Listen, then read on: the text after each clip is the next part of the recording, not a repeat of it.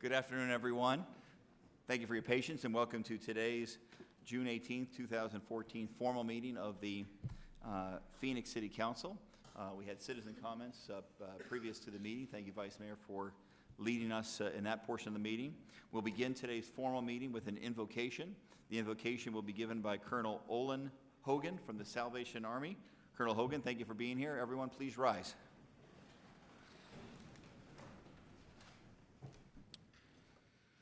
Holy and everlasting God, we are grateful for a community that cares, a community that works together when all around us there seems such divisiveness and separation.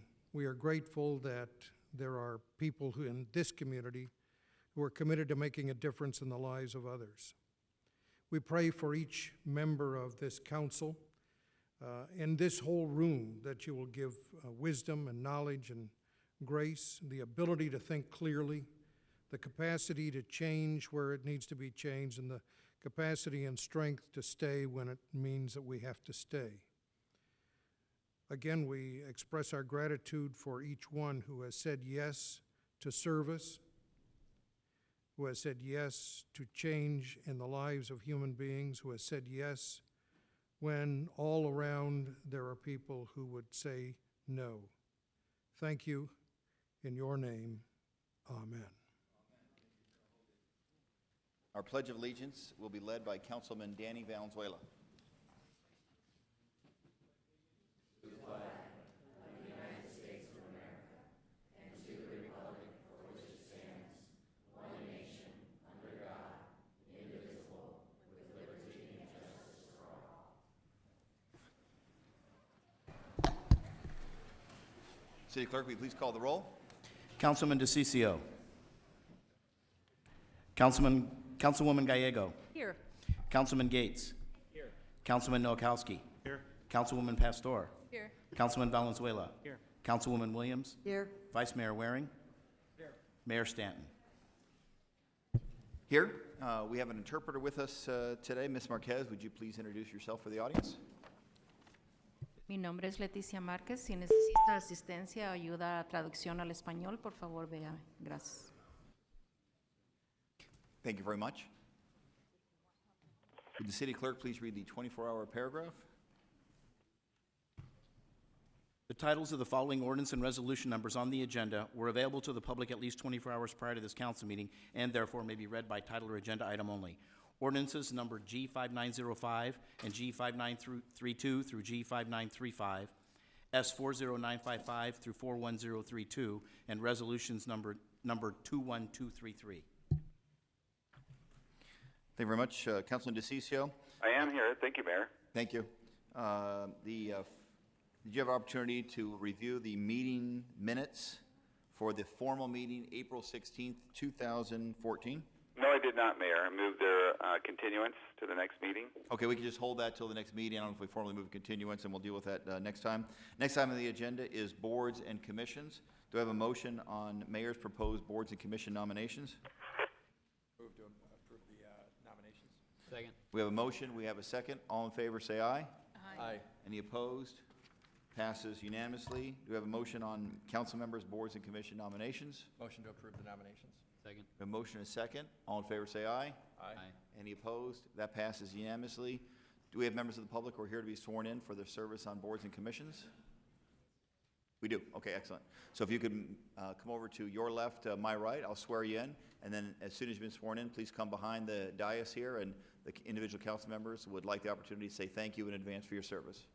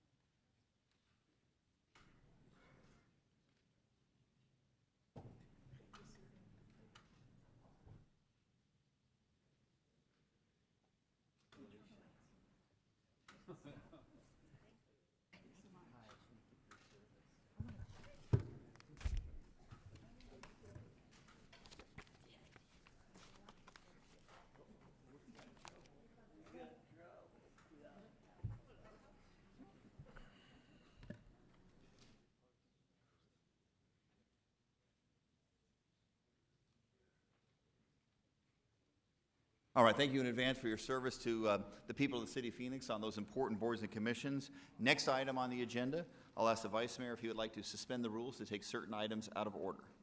Motion to suspend the rules and change the order of business to take items 25, 26, and 74 out of order. Second. We have a motion and a second. All in favor say aye. Aye. Any opposed? That passes unanimously. So item 25 on the agenda is a proposal regarding a municipal excise tax to balance the 2014-15 general fund budget. Would the city clerk please read the title?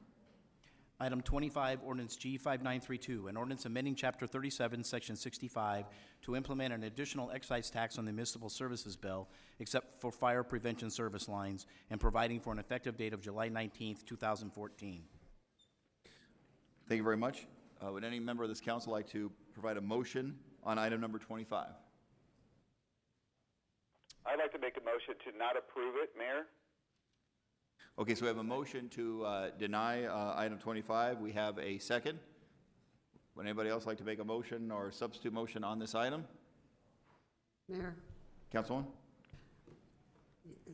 this is one that we really don't want to do, but it is necessary, and I think that I would make a substitute motion to approve the recommendation for the excise tax. When you think about it, for the average resident, that's $18 a year. That's a lot less than what had been proposed in some of the other items. All right, so the substitute motion is to support item number 25. Do we have a second on the substitute motion? Second. We have a second on the substitute motion. Do we have cards on item number 25? We have no cards on item number 25. Okay, I'll now open up to members of the council. Any questions or comments on items number 25?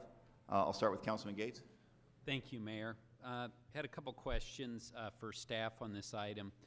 First of all, wondered how this item, if this were to be passed, will it be listed out on the bill, the municipal services bill, and what will it say? Thank you, Mayor. Councilman Gates. The bill, it will be a separate line on the bill, and it will be listed as city services tax. And will that be immediately, or when will that occur?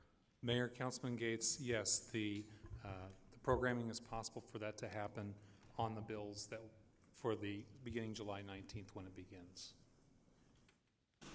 And I guess my suggestion would be that, although that is, I think it is good to hear that it's going to be on a separate line.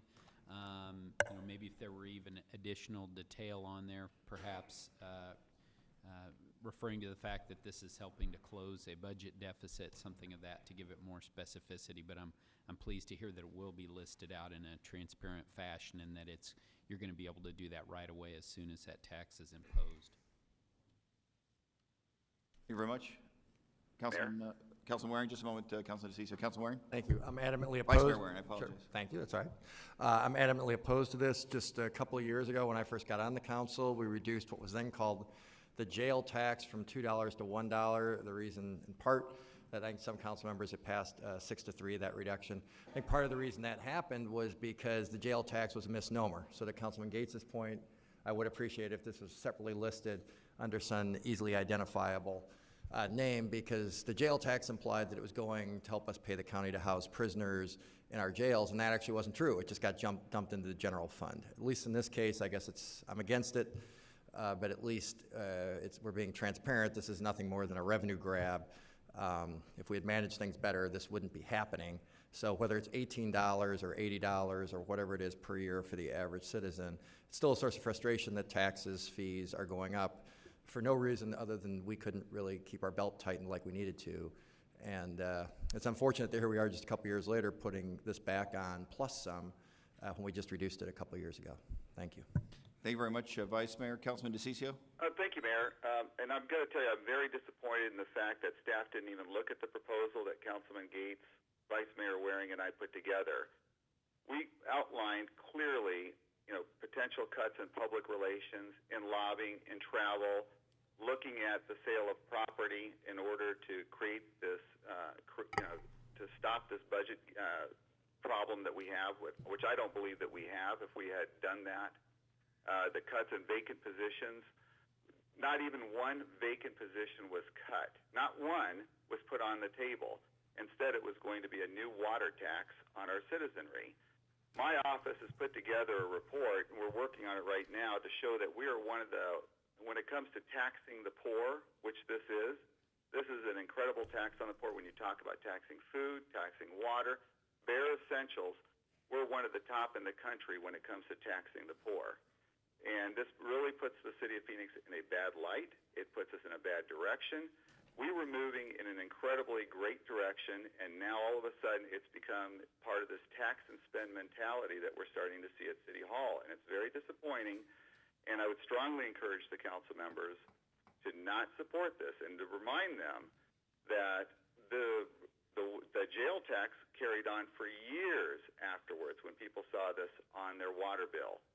Secondly, when it comes to the names of this, who came up with the name city services tax? That is a non-transparent, we can say it's line item, but it's not transparent because the city didn't do enough on their end to make the cut. So who came up with the verbiage of this, and who approved it? Okay, so the question that the councilman is asking is, and I don't think it's been officially approved through the process, I guess what's being proposed by city management, but city management is saying if this is successful in getting through this council today, that they would put this as a separate line item, so it would make it clear that it's not part of the general water bill, and there was a particular phrase that you wanted to use. City manager, would you like to talk about that? Mayor, Councilman DeCiccio, that is my recommendation, that we list it on the bill separately in a separate line, and that the line be named city services tax. But who approves this stuff? I mean, so in other words, 5 people on the council, the mayor and council, can put any language they want out there and call it whatever they want when in fact that it's not? Is that how it's done? I don't know. I've never seen this before, where you create a name for something when in fact that is not what it's occurring. So 5 members of the council can do that? Is there no, like, a fact check to see if this is correct? Where's the check Mr. and Manager, balance? I don't know how it happened in the past when we increased the fee on the water bill for the jail costs that this council did reduce just a couple years ago. I'm assuming that the name of it wasn't part of the request for support by this council. I don't think that's being asked for today. I think what's being asked for today is whether or not this council will support staff recommendation on the proposal. The issue of the particular name on a bill, I think, is something that the city management is going to determine. So they can make their own determination, Mayor, of what they call it? I mean, they can hide this behind city services when in fact it's not? I mean, I just want to know who makes that determination. Someone from the outside should at least look at this stuff. Mayor, Councilman DeCiccio, we did vet this with the law department to ensure that we were complying with rules about what we call things taxes or fees, but I would politely suggest that it is a tax that is saving city services. Well, we have a disagreement that it's saving it's saving some city services like public relations and lobbying and travel, but it's not saving the core essential strategic functions. So from my end, I'd like to find out how these things get named the way they are when in fact I don't believe that it's an accurate representation of what's occurring. Well, Councilman, I want to make sure you get the answer that you deserve. I think what you just heard, though, is that that's not part of what's being voted on today. That's what staff is recommending, that to be put on the water bill. Obviously, if you have a different suggestion, I think you have. When will it come out then? I mean, when will someone make a determination? I mean, who makes that determination other than an elected body? Is that something staff? Well, Councilman, I could answer the question. I could answer the question again if you'd like, but I think what the staff is recommending us to do is support for the proposal. The naming, I think, is being done at the city manager's recommendation. Again, if you have a different idea or thought about what it should be named, obviously you have multiple ways to communicate with city management. Well, I do, but so in other words, I want to make sure I'm clear. City management makes the determination, and I guess I want to find out what other checks and balances and who comes up with it, whether or not it's sent out to the public, or otherwise what you end up having is you have a very non-transparent system put in place if you have 1 or 2 people making determinations of what taxes are. when there could be a clear disagreement as to what it really does. So that's something we can look into the future, but I do want to know how someone can arrive at these names that all of a sudden put on the water bill when in fact it's a water tax. It's a tax on our water bill. Okay, Councilman, I can answer it again, which is city management is asking that this council support their proposal here today. The issue about what goes on the water bill, not water bill, I certainly support city management making that recommendation. Obviously, you have a different idea, and I'm sure you're going to have a lot of different ideas about what should be on that line item, and I might suggest that you either through whatever form of communication you'd like to make with city management, go ahead and make that communication. I will, and I'll do part of it right now, and I'll do the rest of it later, Mayor. What I would like to request from staff is to find out how these things become named, and what is the transparent process? I mean, is it done in a public setting where people do, or is it done behind closed doors? Who makes the determination, and how is it made to label these? And do individuals in the private sector outside of government have a chance to review the namings of these taxes? Or is it all done behind closed doors in what I would consider to be a non-transparent way? That's my request, and if staff can answer that a little later, I'd be appreciative. Okay, I think, thank you very much. I want to make sure it's clear that the issue, what goes on the line item, will not be voted on here today, that what staff is asking for authorization to move forward with the proposal. Obviously, this is happening in a public meeting with a public vote, and members of the public, this was well advertised, both through the appropriate public notification procedures, obviously through the media, it's been well notified. Obviously, we have nobody here to speak on this particular item, and at the request of first Councilman Gates and then yourself, the city management has indicated publicly what they would recommend or what they're planning on putting on the line. And Councilman, you have an opportunity, and anybody else that has different thoughts about what should be done should communicate with city management. I think that's the appropriate way to move forward. Thank you, Mayor, and I appreciate that, and thank you for giving me the time on it. But I believe I did outline my preliminary questions on this, and I'd just like to have staff come back to me and tell me how it's done. All right, thank you very much. Any other comments by members of this council? Councilman Gates, please. Thank you, Mayor. I will not be supporting this item. I believe that there are ways that we could have avoided having to impose this balanced budget tax on the water bill, and I've talked about those previously. I'm disappointed to see that there's not a suggestion being made here today, and I'm not going to do it because I'm not going to be supporting this, but to have a sunset on this. I think that this tax has been imposed based upon sort of emergency-like conditions like we had under the food tax. There was a sunset on that, and I'm surprised that that has not been offered today. But again, I will not be supporting it because I believe that we did not have to get into this situation, and this isn't necessary to be imposing another tax today. Thank you, Mayor. Thank you very much. Any other comments by members of this council? I would just say that Vice Mayor was right that we did reduce an item that was on the water bill previously, dealing with jail tax. No, it was done. Obviously, last year we made a tough but the right decision, I believe, to reduce the food tax and cut it in half. And this year we're put in a position in order to balance the budget to fulfill the recommendations of our city management. We heard from the public relative to city services is to make this tough decision, but I will be supporting this motion. Roll call. DeCiccio. No. Gallego. Yes. Gates. No? Nowakowski. Yes. Pastor. Yes. Valenzuela. Yes. Williams. Yes. Waring. Mayor Stanton. Yes, the item passes on a 6-3 vote. Item number 26 on the agenda is an item relative to staff request that the City Council approve their proposal to move to market rate pricing for parking meters in the downtown area. City Clerk, would you read the title of the proposed code? Item 26, Ordinance G5933, an ordinance amending Phoenix City Code Section 36-31.1 relating to the fee schedule for use of parking meters.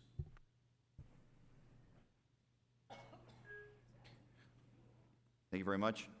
Do we have a motion from a member of this council relative to item number 26? Mayor, I'll move for approval. We have a motion for approval of item number 26. Do we have a second? Second. We have a second.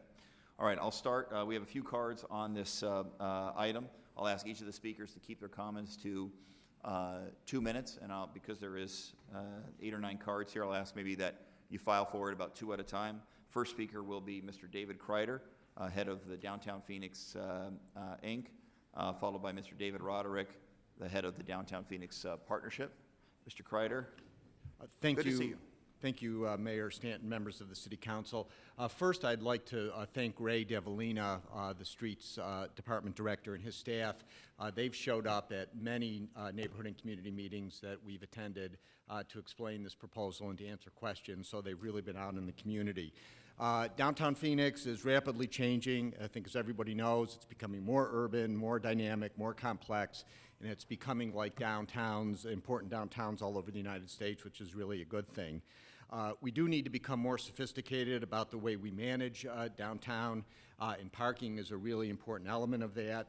Right now, we're managing the parking meters really on an ad hoc basis that does not recognize market dynamics. And I think whenever you can allow the marketplace to help dictate how we manage our assets, I think that's a good thing for the City of Phoenix.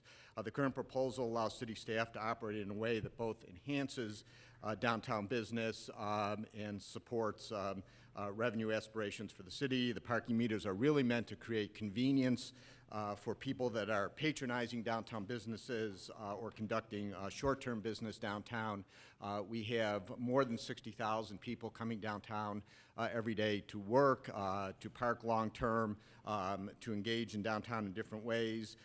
For employees and other long-term patrons of downtown, there are other parking options that really function in a way that other major downtown functions, like surface lots, parking garages, and using our really emerging transit system. Mayor, thank you. Thank you very much, Mr. Kreider. Any questions for Mr. Kreider, head of DPI? Mr. Roderick, good to see you. Thank you, Mayor, members of the council. Dave Roderick, President, Downtown Phoenix Partnership.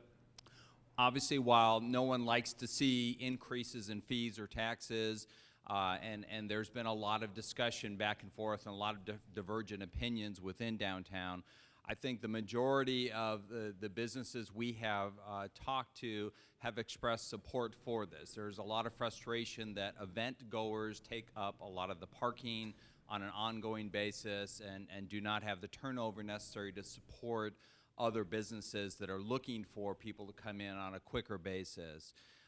We are supportive of the recommendation brought forth. We're also very supportive of finishing the conversion to all the credit card meters downtown. I think that's going to be very important. And obviously helping to have the market dictate based on demand that is going on. On slower nights, we could see actually lower prices than we have today, whereas on very busy nights, the rates would increase. So again, in general, we are supportive of this process and thank staff for all the effort they have taken to work with us on this. Thank you very much, Mr. Roderick. Any questions for Mr. Roderick? Thanks for being here. Next speaker will be Tim Sierakowski, I hope that's pronounced correctly, followed by Karina Tapscott. Tim Sierkowski, 1801 East Hatcher Road. After attending all the different subcommittees on parking and parking fees and listening to all this crap, a couple questions that I need to really address. What are the people that are working at the restaurants who are making minimum wage and working for tips, where are they going to park? Are they going to pay $6 an hour? Has anyone thought about this? How about the college kids who are downtown at this point, who have no money, who want their buddies to come to the downtown area so that they can come downtown and party with their friends? How are they going to pay $6 an hour? It's $4 an hour now. How are they going to pay this? They don't have any money. Are you really going to drive all these kids to Tempe and into Scottsdale, Old Town? Because that's really what you're going to do. You're going to ruin the downtown area because, here, choices for these kids, they're going to go to Tempe, they're going to go to Old Town. And what are you going to do at that point? You're going to say, oh, well, this didn't really work. This hasn't been working, so you're going to change it at this point. We're going to invest all this money. Why don't you come up with a new marketing plan that consequently will attract people to the downtown area? Because it's become apparent you don't have a plan. There is no marketing of the downtown area. There is no marketing done by the city of Phoenix at all. All these great ideas, and all you guys do are gouge people. You don't come up with marketing plans to get people to come down here so you have more revenue. You just change and make taxes on these people. And to answer Councilman DeCiccio, you're right, sir. There is no transparency in this group of people. They'll do a 24-hour rule. They'll change the place that they're having meetings at. They'll put it on their website, and that's good enough so no one shows up, because sometimes they just don't want people to show up for any of these meetings. They'll do it because they think it's right for them. Thank you. All right, thank you very, Mayor? Mr. Sierkowski, for your comments. Mayor, just Councilman, just just go ahead. Mr. Sierkowski obviously gave you a compliment there. Go ahead. Mr. Sierkowski, there's one other thing, too. I mean, we're putting together the report, but we're going to show where this city has been very high taxing on those people that can afford it the least, whether it's water, food. We're going to be ranked in easily the top 5, top 10 in the country when it comes to taxing the poor. And we're putting together that right now. We're getting all the details, but this is just going to add to it. Thank you, Mr. Sierkowski. You're welcome. And everyone keeps talking about transparency here. It really is becoming quite apparent that this city is not transparent. I've had lots of record requests. They don't produce them. So now I have to file a lawsuit because you guys are so transparent. You guys are just the most honorable people that, you know, it's amazing. So we have to file a lawsuit to get records that we requested for the last 6 months. So I don't think there's any transparency here. I think it's all a sham. And I think, by the way, there's no one up there representing the people here, because this city attorney doesn't represent the people here. We have no one representing the people. They're just up there for show. Thanks. All right, thank you, Mr. Sierkowski, for your testimony. I did want, I had received emails, as I assume everyone on the council had, from students attending ASU downtown who were concerned about the zone that they are in and the other parking was in. So I wanted, and that was brought up by Mr. Sierkowski. So I wanted Rick Naymark, our Deputy City Manager, opportunity to talk about this proposal and how it might affect students attending ASU downtown. Mr. Naymark. Thank you. Mayor, members of the council, I'm just going to show you a slide up here on the screen that'll probably help you a little bit. But what the recommendation is, and if you could turn, I think it's slide, I don't know, have the number there, I apologize, probably 9 or something like that.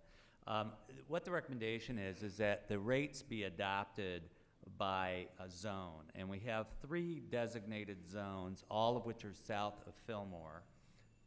There we go. All of which are south of Fillmore. ASU students, some students do park south of Fillmore. Most of the students are parking north of Fillmore and also on the west side of First Avenue. And those are zones, first of all, the recommendation here is that the zone around the sports venues is the one that would vary the most. And then secondly, the central core zone 2 would vary from $1.50 to $4 an hour. But in the zone to the west of First Avenue, our minimum rate is 50 cents an hour, which is actually lower than the current rate. And then north of Fillmore, which we're labeling a future zone 4, is where there's a lot of student activity and a lot of student parking. And actually, we recently removed a bunch of meters in that area and also west of First Avenue to where there's now more free parking than there previously had been. For those future zones, we're talking about 50 cents to $4. But again, we work with the neighborhood and the community and the students to get input about what those rates should be. And as suggested by Mr. Kreider, we will continue to lower or raise rates as demand dictates. So if most of the parking is being done by students and the rate is leaving those spaces empty, we have the ability to lower those rates down to 50 cents. And that's what we would do in those circumstances. I might also mention that I really appreciate the input from the students, and I spoke yesterday with your next speaker, Karina, who represents the student body at the downtown campus. We've set up a meeting for next Thursday at 5:30 so we can begin to talk with the students about what their concerns or issues are in that area, and so we can make sure we get the rates right so that they don't drive students away. I might also mention in Tempe, they do, the hours of enforcement are similar to what we're proposing, although they do not have the variable demand pricing. They have a $1.50 flat rate. So today's students in Tempe are not paying $0 after 5. They're paying $1.50 an hour. And I'm guessing that our rate will be lower than that in the evening, for most evenings. All right, thank you very much. Karina Tapscott is the next speaker, and then after Karina will be Denise Hune. I hope I pronounced that correctly. Karina, thank you for being here. Good to see you. Got your email? Yeah, of course. Thank you. Good afternoon, Council. I'm basically here, just like was recently explained, to kind of help represent the downtown ASU students. We have 12,000 students that access the downtown campus. And I understand kind of the standpoint from businesses where they want a high turnover rate, but I'm not seeing that at the downtown campus. What I'm worried is going to happen, I'm worried that our students are going to be leaving classes when they should be paying attention. I'm worried that students are going to be having to leave the middle of final exams simply to pay for meters. And I hope, and we are going to work together to make sure that if anything happens, we decrease the rates. As was mentioned by some previous speakers, when you're working a minimum wage job, sometimes it can mean that you're losing an hour more of work just to pay for your parking.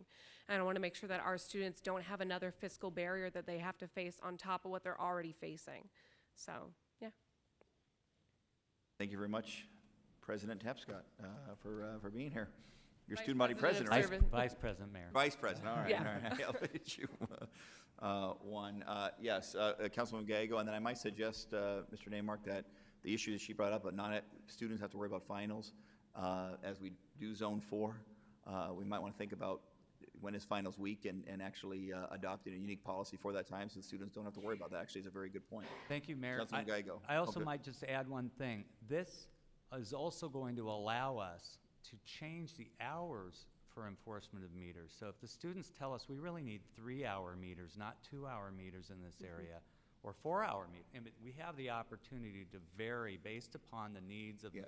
of the folks surrounding. So I just thought Thank you very much. I'd respond. That's why it's market rate. Okay, Councilman Gallego. I want to see if there's anything we could do to make it easier for students to take light rail or other public transit in, even if it's better internet connectivity, or any ideas you have for us on that area. To utilize the light rail system?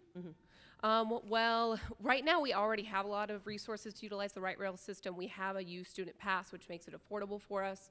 But most students are commuting with car.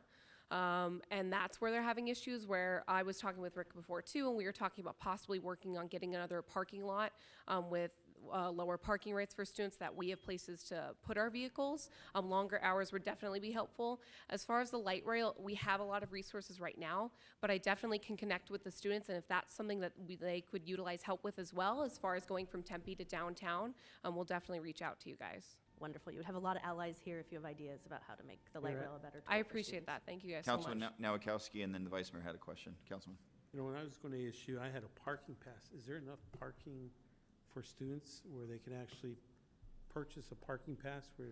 ASU offers parking. The only problem is right now, currently, we have a waiting list just for our students, so we don't even have enough parking to offer all the students that access the downtown campus, and also the cost is very high for that parking. I myself, I could not get an ASU lot. I had to park in the Arizona Center or in metered spots. Is it called you. Lot 59, ASU? I remember that one. Vice Mayor. Thanks. For Rick, or maybe Ray, maybe you said, but I might have missed it. So what we see on your map, is every one of those meters now the new fancy meters and not coin operated in those sections? I don't know if you said. Mayor and Councilman Waring, we are having to look at adding new modernized credit card meters. So we're looking at doing that investment in certain areas that we don't have those.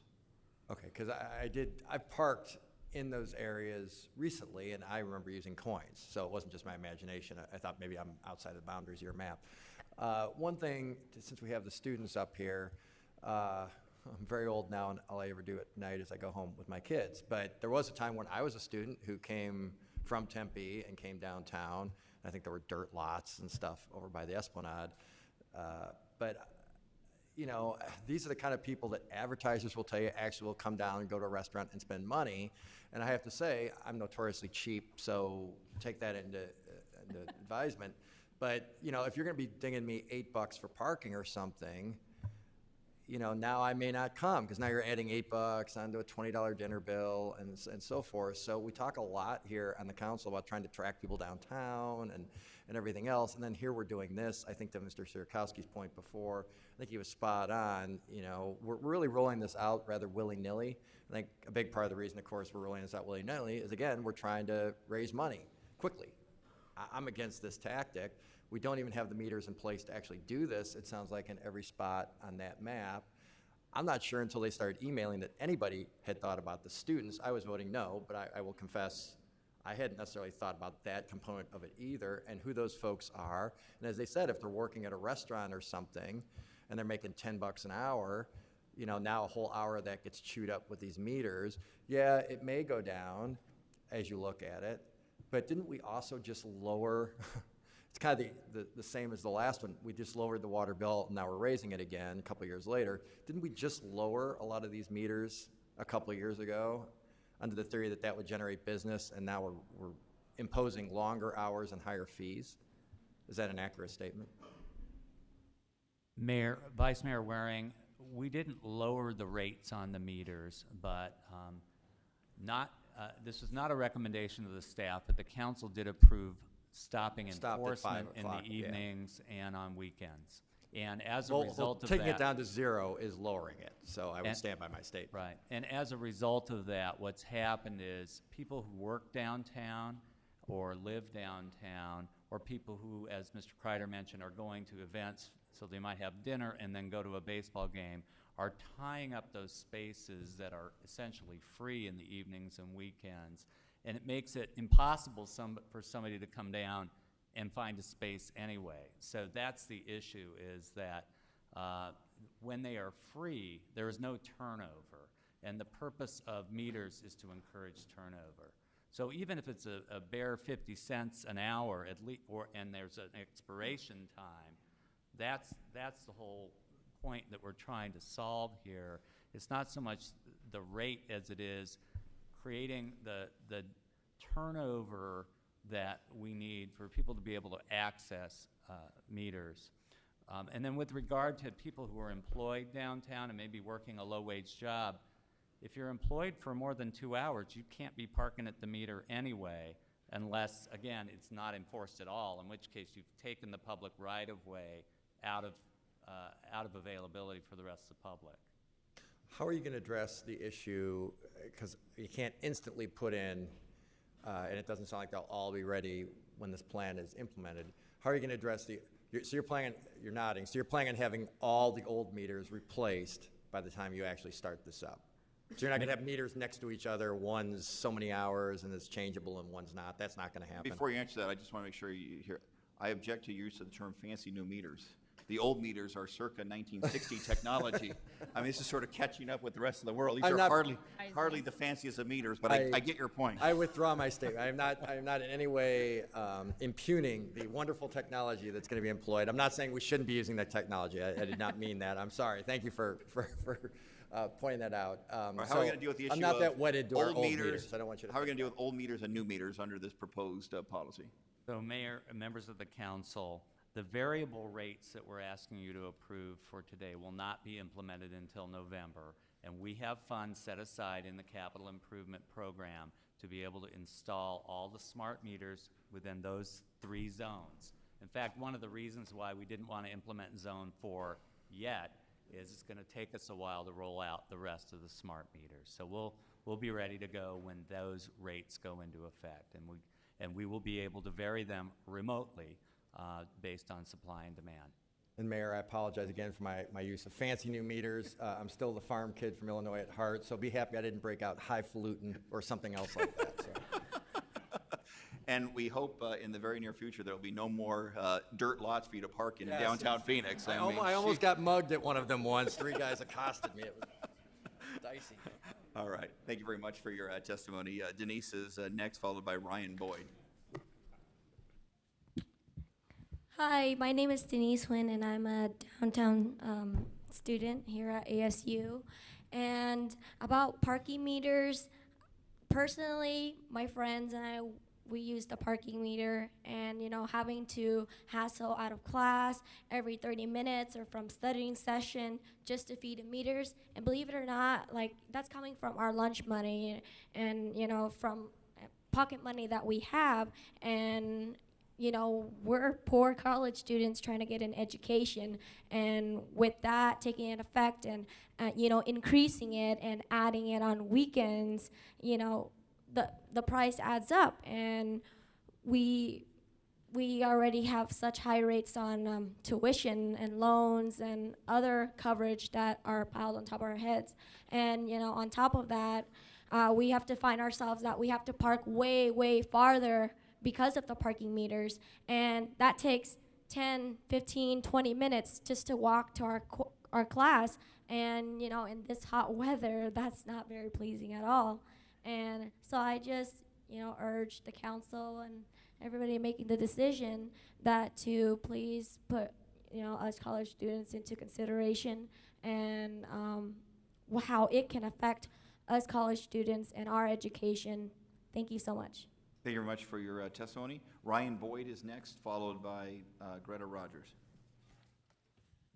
Thank you and good afternoon. I am once again another one of the ASU downtown students here, working with the undergraduate student government as well as other organizations. And our main concerns, just to reiterate what you're hearing more and more, is we are very concerned about the hours and just the price and the burden, especially when you're extending those hours onto days including holidays, when a lot more visitors are going to be coming to downtown, are going to be coming to the Taylor Place where I live, and we want to be able to simply park our car outside of the building just to bring up groceries when we're going to grocery stores a mile away, just to the nearest Safeway. So we really just want to make sure that there's some consideration to the burden that's going to be placed on this, as well as the fact that we are concerned, hopefully working with street transportation will fix this, that when we look at that map and it says $50 to $3 an hour, and we're talking about market-based solutions and demand-based solutions, during classes, those meters are taken up. So if you're trying to increase turnover, it's going to cost us no matter what if you're going to raise that on simply demand. So we just want to make sure that that's considered and students are able to park. Once again, hopefully the hours will be considered, because we also have a lot of classes 4:30 and 6 o'clock that last 2 3/4 of an hour. So we want to be able to park and not have to worry about that, and make sure that people have clarity when they're parking. That way they aren't parking at a meter that they think is going to work for them, and then they figure out it's not. So that's my comments. Thank you very much. Thank you very much for your testimony. It sounds like you just signed yourself up for the committee to give better advice. Today's proposal is just to give authority to our management to engage in demand-based pricing for the new credit card meters. And so we got to make sure that student leaders are at the table to kind of talk about the unique needs of ASU students as we determine, quote unquote, what is demand-based. Councilman Williams, please. I want to ask staff, you're talking 1st of November for implementation, basically, right? And you're working with students in the meantime. And I guess my question is in the windshield or somewhere on your car, is there something that identifies you as an ASU student? Can you jump back on the mic? I'm sorry, about that. Greta. Jump on the mic. I'm sorry. Back up. We do have things like Sun cards. They come in 2 varieties, but these are what we use to enter all of the university buildings, whatever they're locked or things like that. But I don't know if we have anything that can identify. Because what I'm getting at is if you're doing that survey, can you work with them to distribute some type of identification card that could be put on the windshield or somewhere that it could be seen? Because I hope that you are telling how many students are using those meters and the hours they're using them, so that when you bring this back to subcommittee for review and within months after you've implemented, that there's a mechanism that we can identify you, know the hours that you were there, so the hours can be tweaked accordingly, because I thoroughly sympathize with you. I understand what you're saying. Thank you. Thank you very much, Councilwoman. Councilwoman Laura Pastor. Rick, in the area in the zones of ASU zones, we have the flexibility and adaptability to make longer hours there instead of an hour, maybe 2 hours, 2.5 hours. I think I don't know how long a biology class is with the lab, maybe 3.5, but I'm not sure if biology's downtown, but to be able to cover a class or, and then in between there's usually a break so they could run to the meters. Is it possible to do that, to extend the longer hours? Mayor, Councilwoman Pastor, yes, we are looking at extending some of these parking meters for more than 2 hours. So we do have the technology and the advanced operations to extend it to 4 hours and possibly 6 hours if that's the case in certain areas. Now, are they zone 2 and 4? ASU? I don't know what the zone is. Mayor, Councilwoman Pastor, let me go back to the slide with the zones, I apologize. Yes, some of the ASU buildings are south of Fillmore, some of them are west of First Avenue, so really it's zone 2, 3, and 4 where the buildings are.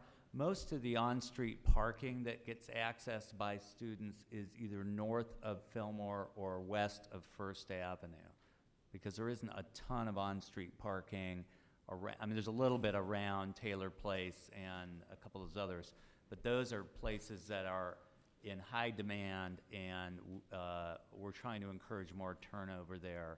But some of the other places where students park on the west of First Avenue and north of Fillmore, there's less of a need to address that turnover issue. Okay, so then that area, we do, again, once have the flexibility in those zones to lower the rate, and then maybe possibly entertainment night or however, which we have the entertainment zone, but I'm not sure how I'm assuming you're going to analyze that, and I'm not going to assume, I'm going to ask.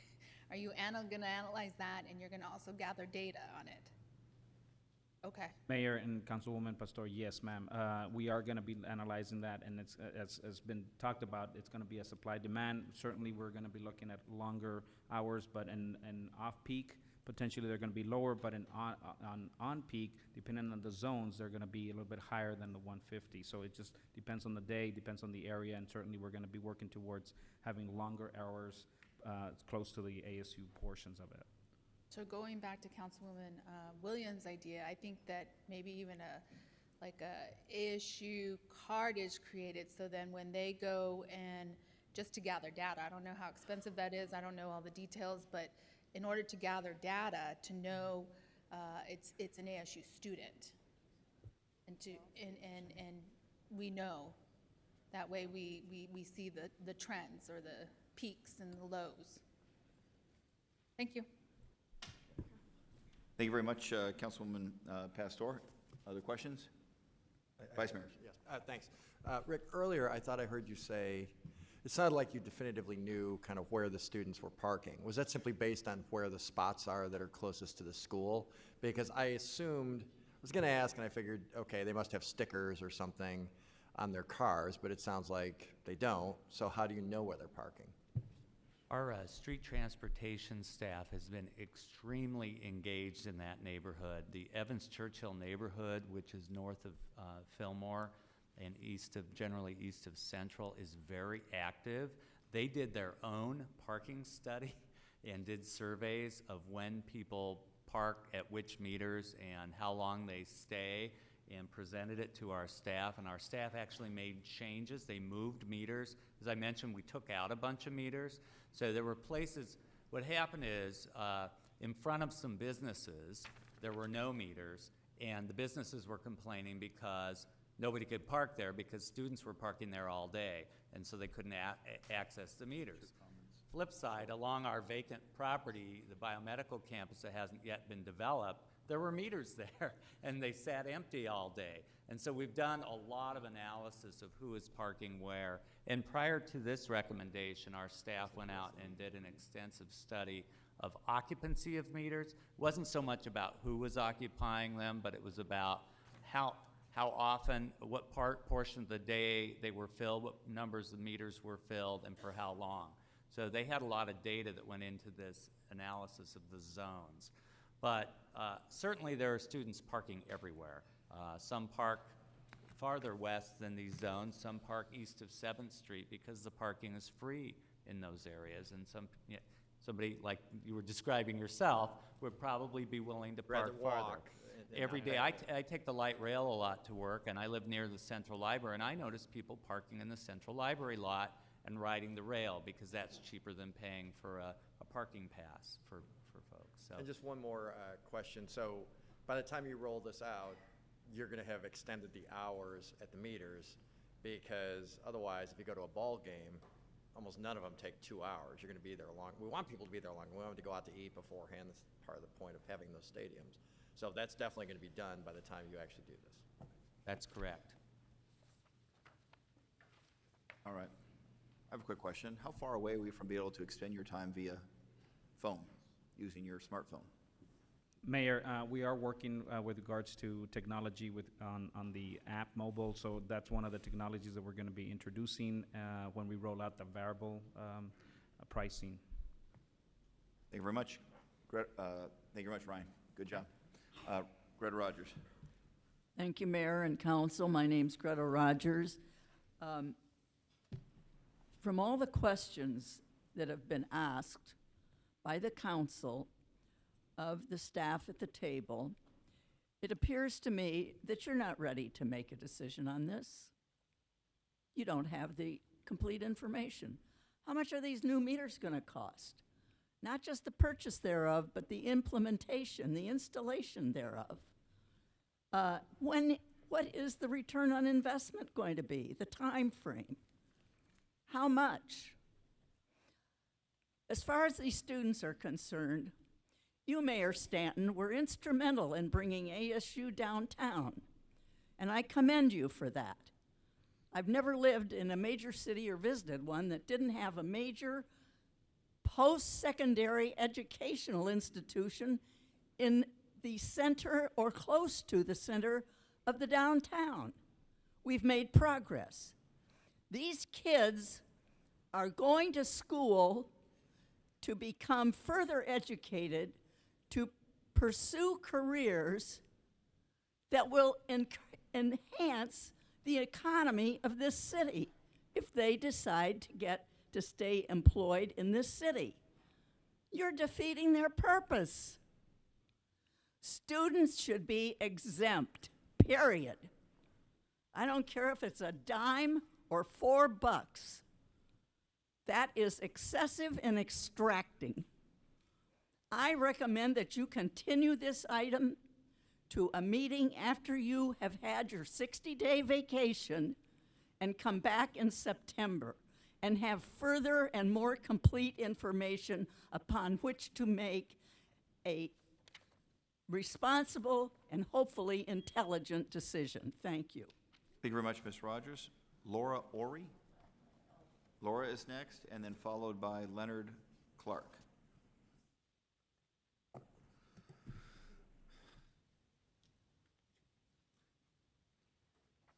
Hello. Yeah. I've been a Phoenix resident for a few years. I moved back in 2009. And during that year, the city increased the parking rates from 60 cents an hour to $1.50 and extended the hours from 5 p.m. to 8 p.m. and to Saturdays.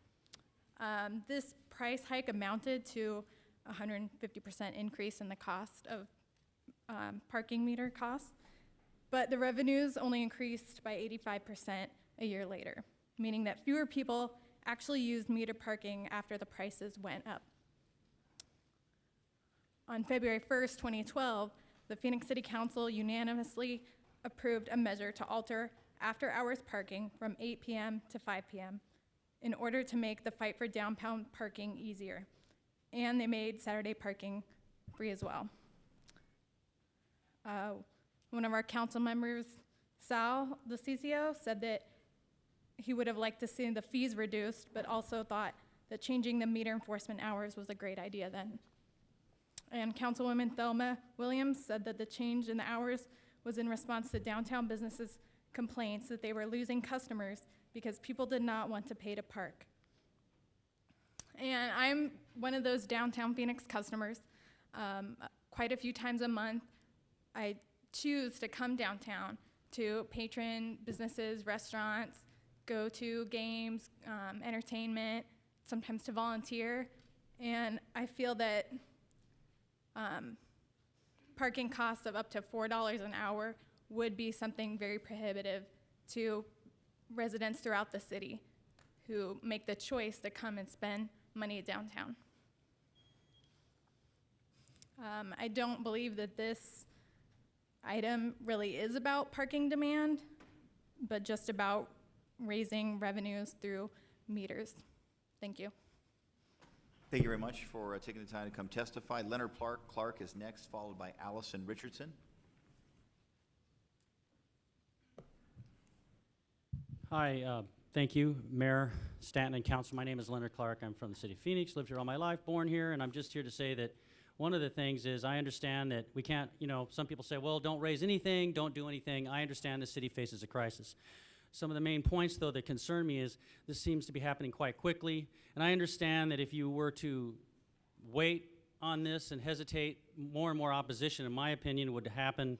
Then you'd have a lot more, probably, problems raising these rates. My second concern is what I've stated to you already, and I'm hoping that one of the citizens here, if not, I will do it, but somebody will get a petition so that you will officially consider to let people who come to attend these meetings be validated on the parking meters, because I don't think the market should, as someone was talking about, we've got to support what the market around the major cities are doing, but the market should not come before civic participation. That concerns me. Another thing is, a lot of people come downtown. We love it here in downtown to come here because specifically, and no offense to Tempe or Scottsdale, where I almost had my car towed one time while sitting in the parking lot as the person, the tow truck operator came in and said, "Is that your car?" And I said, "Yes, I'm eating a burger. I'm actually here." I don't want us to become like, sorry, no offense, Tempe, where, it's become so unfriendly that people feel like the whole area is gentrified. We are now becoming a success, and I grant that to you. I don't care if you're liberal or conservative up there, all of you sitting up there, the mayor, Councilman DeCiccio Waring, Mike, Councilmember Thelda Williams, all of you. But, if you're not too careful, you're gonna take something that's successful and you're gonna strangle it and you're gonna kill it.